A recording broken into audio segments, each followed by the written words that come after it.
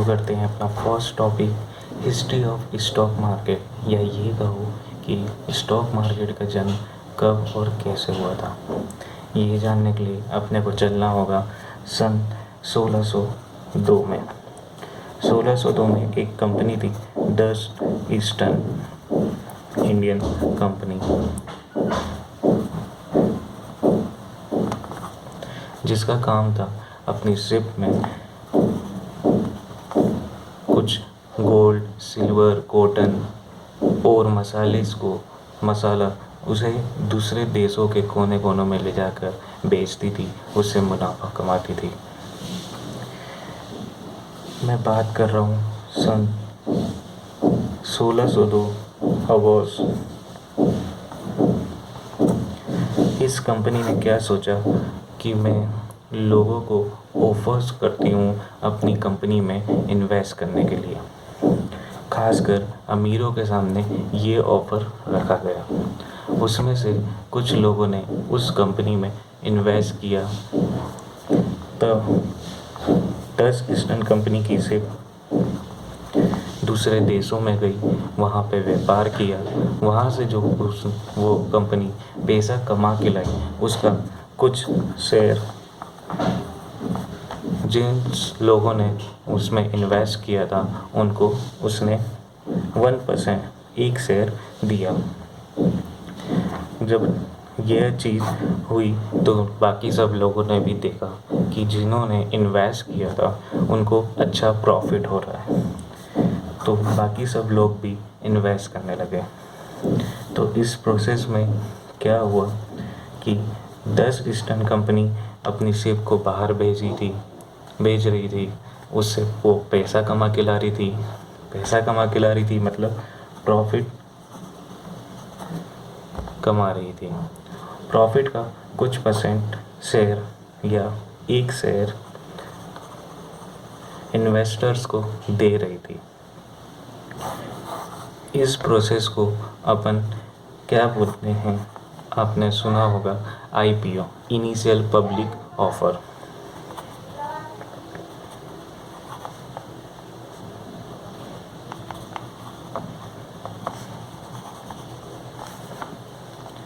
अब आप बोलेंगे कि ये प्रोसेस क्या इंडिया स्टॉक एक्सचेंज में भी फॉलो होता है? मेरा जवाब है यस। अब IPO का मतलब क्या होता है? कोई भी कंपनी पहली बार अपनी प्रॉफिट का कुछ शेयर पब्लिक को देती है, उसे IPO कहते हैं। और ये जो हो रहा था अपना एम्स्टर्डम में।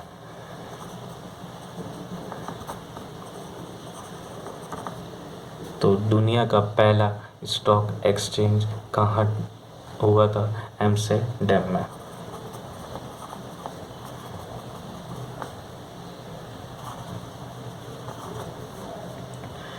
अभी इसका नाम हो गया है यूरोनेक्स्ट एम्स्टर्डम स्टॉक एक्सचेंज। अब बात करते हैं अपने इंडिया के स्टॉक एक्सचेंज के बारे में। आपने सुना होगा कि हर एक चीज़ का मार्केट होता है, हर एक प्रोडक्ट का एक बाज़ार होता है। जैसे सब्जियों के लिए सब्जी मार्केट होता है, फल के लिए फल मार्केट होता है, सोने जवाहरात के लिए गोल्ड ज्वेलरीज के मार्केट होते हैं। वैसे ही स्टॉक या शेयर्स के लिए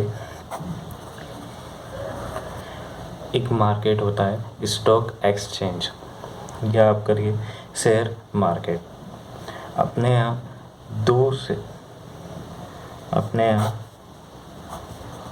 BSE NSE ये 2 एक्सचेंजेस हैं। सबसे पहले अपने यहाँ आया था BSE, जो आया था 31 अगस्त 1957 में, और जो NSE है वो आया था 30 जून 1993 में। इन दोनों में 5000 से भी प्लस कंपनियां लिस्टेड हैं। लिस्टेड वो कंपनियां हैं लाइक आपने सुना होगा रिलायंस, टाटा पावर, अडानी, ये सब स्टॉक पहले से लिस्टेड है जो इसमें आती है।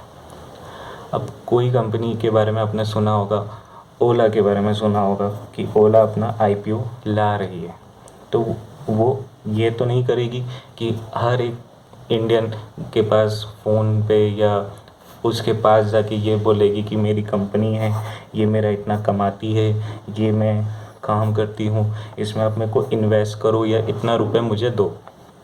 ये ओला तो आपको आके नहीं बोलेगी। इसके लिए क्या बनाया गया, मार्केट। ओला कंपनी क्या करेगी, अपना जो भी प्रोडक्ट है या कुछ जो भी उसका रेवेन्यू है, वो क्या काम करती है, जो भी है वो जाएगी यहाँ लिस्ट करेगी कि हाँ मेरी कंपनी ये काम करती है, मैं ये प्रोडक्ट बनाती हूँ, मेरा 5 इयर्स का ये रिटर्न है, ये प्रॉफिट है, ये लॉस है, और मेरा एक शेयर की वैल्यू मैं ये रख रही हूँ, XYZ बोल लो, मैं ये प्रोडक्ट मेरे एक शेयर की वैल्यू XYZ में रख रही हूँ। अब अपन लोग अगर अपने को सब्जी खरीदनी रहती है तो अपन कहाँ जाते हैं, मार्केट में जाते हैं।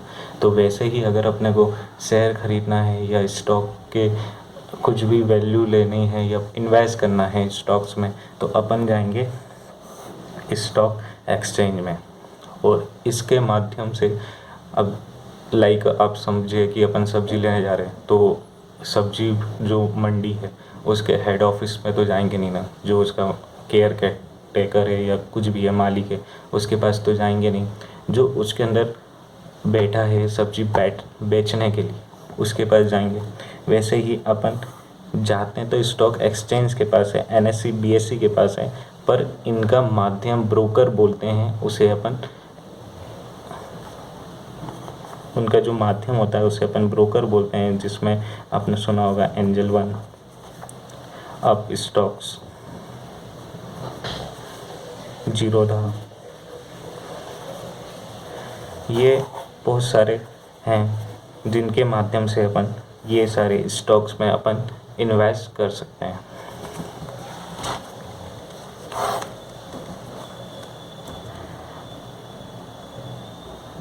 अब ये तो आप बोलोगे कि चलो ये तो मुझे समझ में आ गया कि स्टॉक मार्केट का जन्म हुआ कैसे है, स्टॉक मार्केट का हमें ख़रीदना कैसे है, ये कहाँ मिलेगा हमें, ये तो आ गया भाई।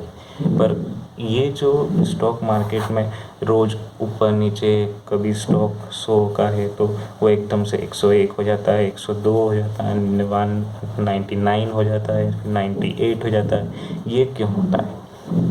इसका कारण है डिमांड एंड सप्लाई। कोई स्टॉक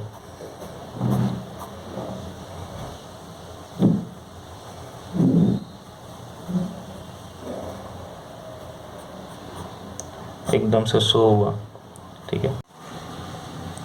चलिए इसको इस प्रकार समझते हैं। एक कंपनी है जो अचार बनाती है, ABCD, वो अच्छा रिवेन्यू जनरेट कर रही है, अच्छा कमा रही है, और वो प्लान कर रही है अपने बिजनेस को एक्सपांड करने के लिए, बड़ा करने के लिए। आज वो यूपी में ही काम कर रही है, अब वो सोच रही है कि मुझे और ओवर इंडिया में काम करना है, मुझे ऑल ओवर इंडिया में सप्लाई करना है, ब्रांच खोलनी है, बहुत सारी चीज़ें करनी है। अब उसके लिए उसको पैसा चाहिए।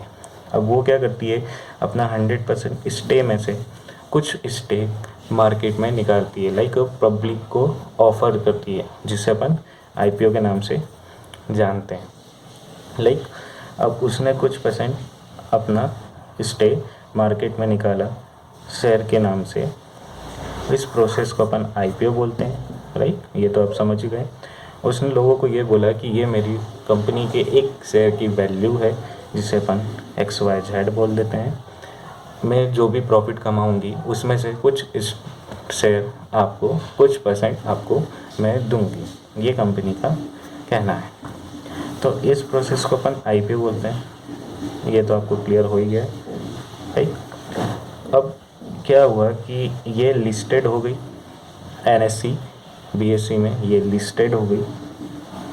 अब इसके स्टॉक की वैल्यू रोज ऊपर नीचे हो रही है, ठीक है।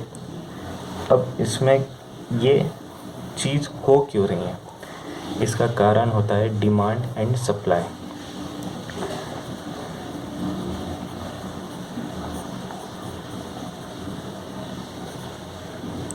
Demand and supply. अगर किसी कंपनी की न्यूज़ आ गई है, लाइक ABCD अपनी अचार वाली कंपनी है, इसमें न्यूज़ आई कि इसने 6 महीने में, 1 महीना बोल लो या 6 महीने में 500 करोड़ की, ये 100 करोड़ की कंपनी है, इसको 500 करोड़ का ऑर्डर मिला है अचार का। तो ये न्यूज़ आई है तो इसका पंप आया, लाइक मतलब मार्केट ऊपर गया। अब लोगों को दिखा कि यार इसको न्यूज़ आई, मतलब ये न्यूज़ आई, उसके बाद से मार्केट ऊपर गया। तो इसमें क्या आया? डिमांड आया। डिमांड आने के बाद वो क्या किया? मार्केट ऊपर आने लगा। ठीक है। अब क्या हुआ कि जो 500 करोड़ का जो इसको ऑर्डर मिला था अचार का, सडनली क्या हुआ? वो अचार ख़राब आ गया, कुछ ख़राब आने लग गए, कुछ का टेस्ट बेकार आ गया, अच्छे से पके नहीं, मतलब जो भी है। तो उसमें क्या हुआ कि बैड न्यूज़ आई, यहाँ से मार्केट गिरा। जो डिमांड थी, डिमांड ख़त्म हो गई। तो क्या हुआ कि यहाँ से मार्केट फॉलिंग डाउन, एक मतलब पूरा मार्केट नीचे आ गया। ये रूल होता है, ये एक वैल्यू होती है डिमांड एंड सप्लाई की। यहाँ से सप्लाई चालू ही थी अपनी, जिसमें उसको न्यूज़ आई थी कि इसको 500 करोड़ की वैल्यू का, 500 करोड़ का एक कॉन्ट्रैक्ट मिला है, मार्केट ऊपर आया। तो लोगों को लगा कि यार इसमें न्यूज़ आई है, इसमें बहुत सारे ऑर्डर्स आए हैं, तो हम भी इन्वेस्ट करते हैं। तो इसमें डिमांड भी आई कि हाँ हमको भी ख़रीदना है। यहाँ से मार्केट आसमान छूने लगा। सडनली एक न्यूज़ आ गई कि इसके अचार में जो स्वाद आता था पहले वो नहीं आ रहा है, अचार में जो आम डले हुए हैं वो पके हुए डले हुए हैं, वो टेस्ट नहीं है। तो एक बैड न्यूज़ आई, यहाँ से डिमांड ख़त्म हुई, मार्केट फुल नीचे आ गया। ये है supply and demand. I hope आपको समझ में आया होगा कि मार्केट किस तरीके से मूव करता है, क्यों करता है वो उस तरीके मूव, राइट।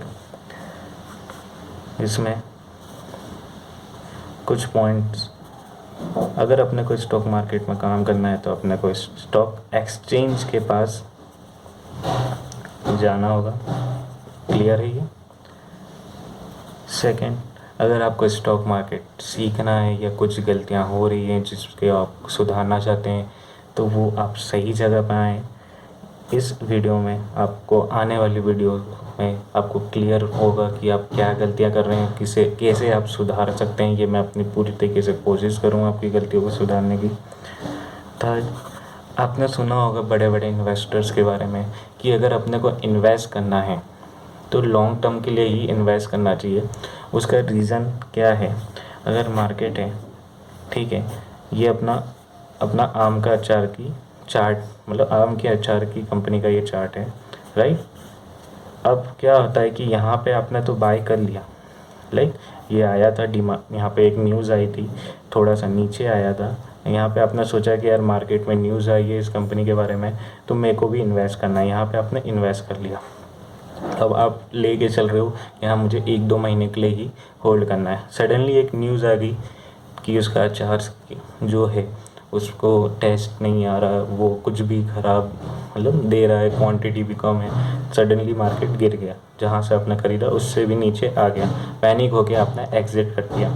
पर सडनली एक और न्यूज़ आ गई कि नहीं, जो कंपनी है उसका जो भी ख़राब हुए हैं उसको वापस से वो पैसा रिफ़ंड कर रही है या तो उनको नया प्रोडक्ट दे रही है। तो ये कंपनी के लिए, मतलब कस्टमर्स के लिए गुड बात हो गई, क्योंकि उनका पैसा डूबा नहीं, सडनली मार्केट ऊपर आ गया। आप तो 1 महीने का व्यू लेके चले थे, पर आपका मार्केट पैसा लेके चले गया। पर वही अगर आप लॉन्ग टर्म के लिए करते हैं तो आपका जो रिटर्न है डे टू डे बढ़ता ही जाता।